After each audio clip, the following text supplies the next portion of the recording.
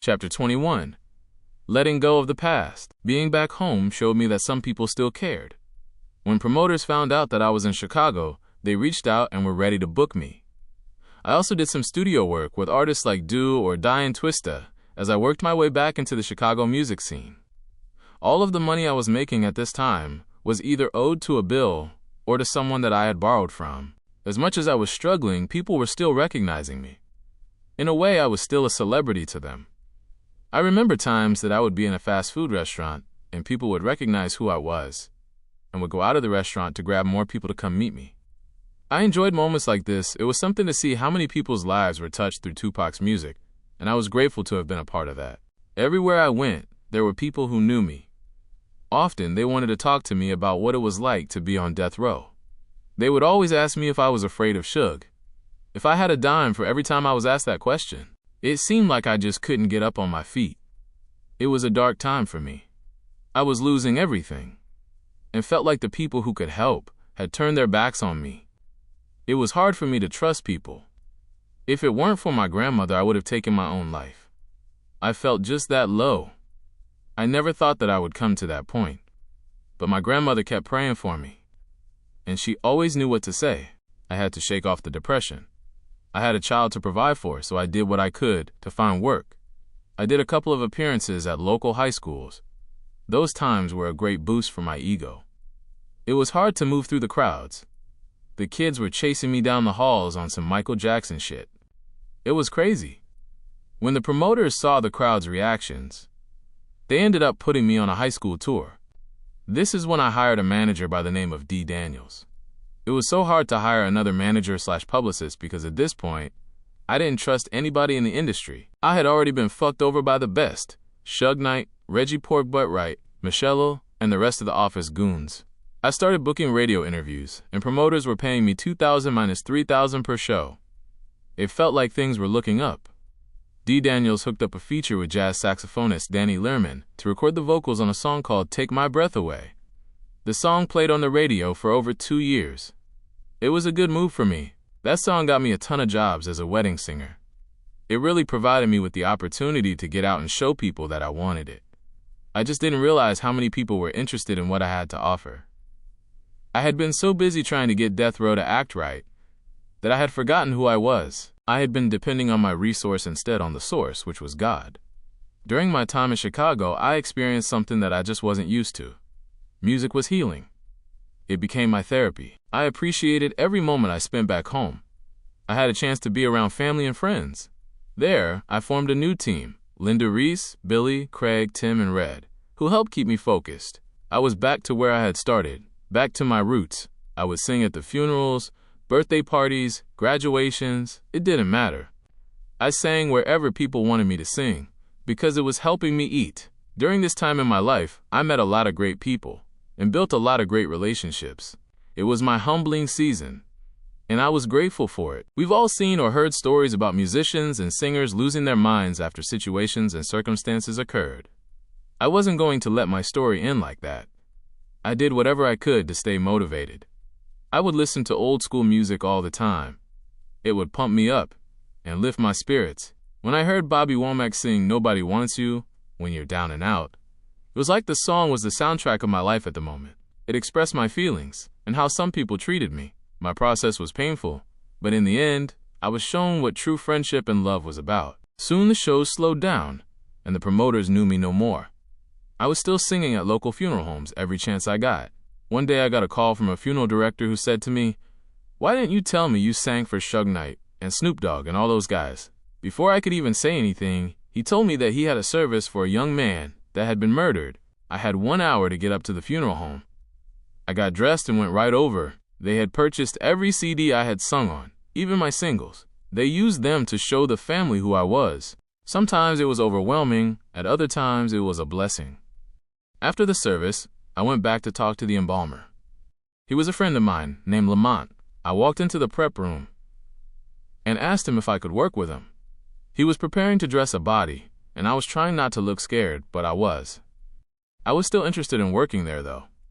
Lamont told me to come back the next morning. When I left out of the funeral home, the first thing I did was go to the store and buy a uniform. By the time I got to the house, I was looking like Dr. Stewart. I couldn't wait for the next morning. I was up really early in the morning eating my bacon sandwich and ironing my gear. I was ready to hit the door. I made it to A.R. Leak Funeral Home before anyone else did. I sat around and waited until Lamont was ready to begin working. After about 30 minutes, we entered the prep room. I was so scared, but I couldn't wait to see what was about to happen. I had been interested in mortuary science since I was a little boy. Lamont opened the door and turned on the lights. There were 6 bodies lying on the table. Some of them had just come in, and the others were ready to be transferred to the casket.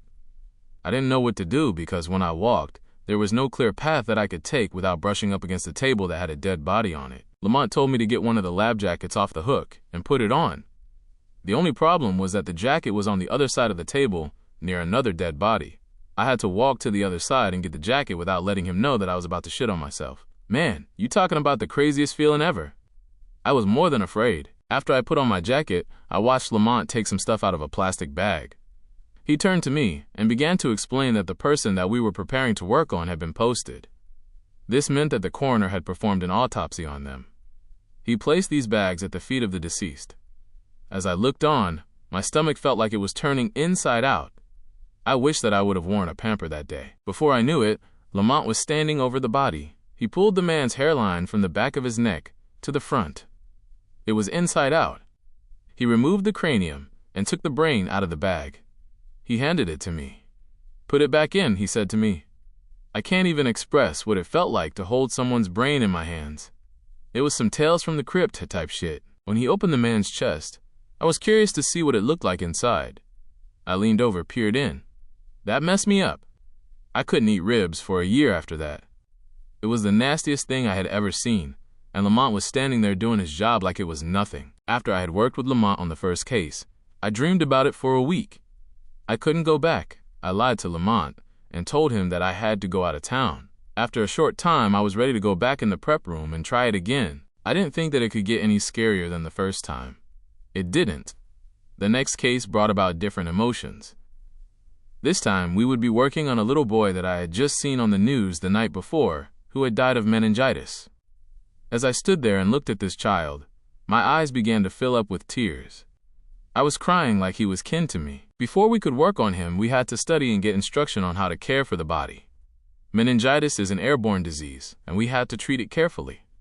After reading and talking with the master of mortuary science, we were finally ready to proceed. We covered our entire bodies and went inside the room. Once in the room, Lamont handed me a bottle of Clorox bleach. He told me to open it and pour it all over the little boy's body. My eyes were burning and tearing up because I couldn't believe what I was doing to this baby, but I had to follow safety protocol. Lamont told me to make sure I poured the bleach in the boy's eyes, mouth, and anywhere there was an opening. I began to pour bleach in the little boy's mouth, and the tears that were building up began to roll down my face. I felt so bad because of what this baby had to endure. I began to think about my daughter and my nieces and nephews.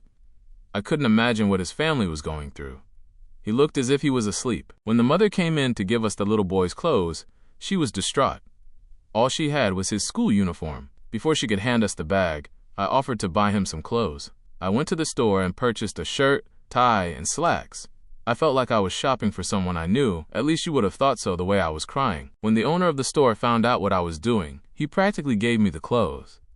When I got back to the funeral home that day, I helped dress him. It was quite emotional. Back in LA, we were rocking death row chains, thinking we were invincible, but death was real. I had a front row seat, and it was sobering. Working at A.R. Leak really humbled me. During the times that I felt like I didn't want to go on, I would go in to work and see someone whose life had been taken away from them. Just to see how the families would react to the death of their loved one made me realize that I would never wish that type of hurt on anyone. I had everything to live for. Chapter 22. Tug of War. My work at the funeral home brought in some income, but it wasn't nearly enough. As time went on, I took on additional jobs. I would sing at funerals during the day and clean offices at night. Even with 2 jobs, I still struggled to make ends meet. I was living with Trina and her mother, Linda. Trina and I weren't getting along at all. She slept in the room, and I slept on the couch. I was still very much in love with her, but she had moved on. She had begun to date, which made things awkward for everyone. After trying unsuccessfully to win back Trina's affection, I finally decided to move on. That's when I started dating Kiki. I had known Kike since grammar school. I had had the biggest crush on her back in the day, but she was out of my league. Before I went to LA, she wouldn't give me any play, but now that I had a little bit of celebrity, she opened up to my advances. Once we started dating, we had a hard time being apart. Living with Trina made it difficult for Kike and me to grow in our relationship. Truth is, I was still torn, but Trina was over me and desperately wanted me out of her mother's home.